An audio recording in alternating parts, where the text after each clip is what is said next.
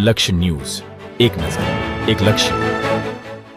કેન્દ્રીય ગૃહ અને સહકાર મંત્રી અમિત શાહ બાવળા સાણંદના વિવિધ ગામડાઓમાં વિવિધ લોકાર્પણ કાર્યક્રમ માટે આવવાના હોવાથી આમ આદમી પાર્ટી સાણંદ વિધાનસભાના પ્રમુખ યોગેશ ઠાકોર તરફથી અમિત શાહને રોડ રસ્તા ગટર વગેરે બાબતો માટે રજૂઆત કરવા માટે સોશિયલ મીડિયા પર વિડીયો પોસ્ટ કરતા પોલીસ દ્વારા બાવળા વિધાનસભા પ્રમુખ યોગેશ ઠાકોરને 27/6/2025થી જ નજરકેદ કરવામાં આવ્યા છે. અમિત શાહના વિવિધ કાર્યક્રમ પૂર્ણ કરી રવાના થયા બાદ મુક્ત કરવામાં આવશે.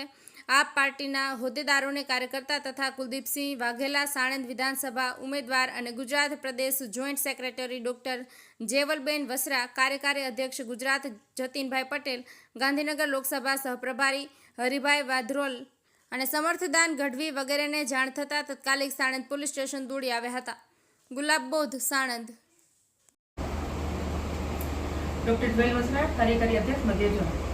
ગઈકાલે અમારા તાલુકાના સાણંદ તાલુકાના યોગેશભાઈ ઠાકોરને કાલે ડિટેન કર્યા છે. આજે હજી સુધી પણ એ પોલીસ ચોકીમાં છે. તો આજે હું ભાજપને પૂછવા માંગુ છું કે આ લોકશાહીની અંદર આવી રીતે લોકોને દબાવવાની જે કોશિશ કરે છે એ શું સમજીને કોશિશ કરે છે? અને એક નાના એવા કાર્યકરથી ડરીને જો અમિતભાઈ આપણા દિલ્હીમાં બેઠા છે અને એ મેં અહીંયા જ્યારે જાણ્યું ત્યારે એવું મને લોકોએ કીધું છે કે 15 દિવસે અમિતભાઈ અહીંયા આવે છે. તો દર 15 દિવસે આવે છે ત્યારે અમારા કાર્યકર્તાઓને 24 કલાક સુધી એ લોકો ડિટેન કરે છે. તો આ લોકશાહી છે. લોકશાહીમાં લોકોને બોલવું પણ નહીં. અને યોગેશભાઈનો જે વિડીયો આજે જે વાયરલ થયો તો એ વિડીયોની અંદર યોગેશભાઈ આટલું જ કીધું છે કે વરસાદ હતો અને રસ્તાઓ ખરાબ છે.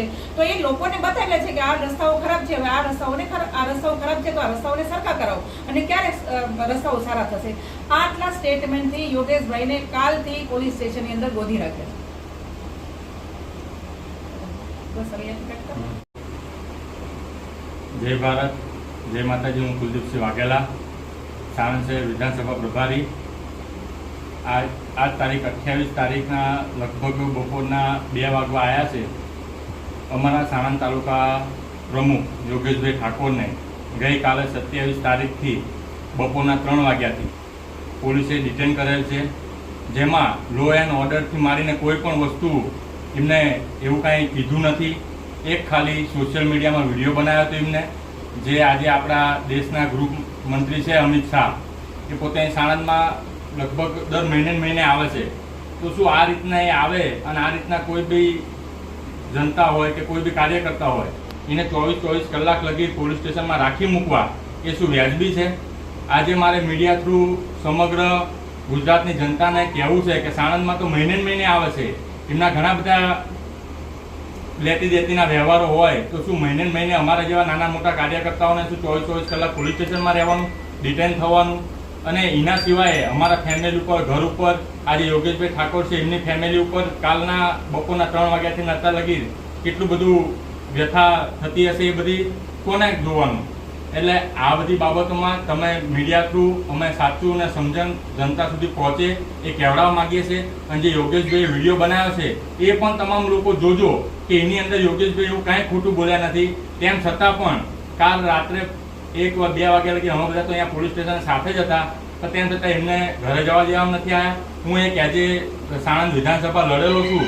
મેં સાણંદ પોલીસ સ્ટેશનમાં પીઆઈ સાહેબને પણ કીધું કે એવું હોય તો હું લેખિતમાં આપી દઉં કે યોગેશભાઈ કાલે કંઈ પણ એવું કામ કરશે નહીં કે અમારા આમ આદમી પાર્ટીના કાર્યકર્તાનું કોઈ પણ એવું કંઈ કામ કરવાના નથી, તો તમે એમને ઘરે જવા દો અથવા તો અમારા આમ આદમી પાર્ટીના કાર્યાલયે જવા દો. પણ તેમ છતાં એમને કીધું 15 મિનિટમાં તમને જણાવું છું. પછી એમને મારા ફોન ઉપાડ્યા નથી. એટલે આ સત્ય હકીકત છે અને આ જનતા સમક્ષ મૂકીએ છીએ. આમ આદમી પાર્ટી, જય ભારત, જય હિન્દ.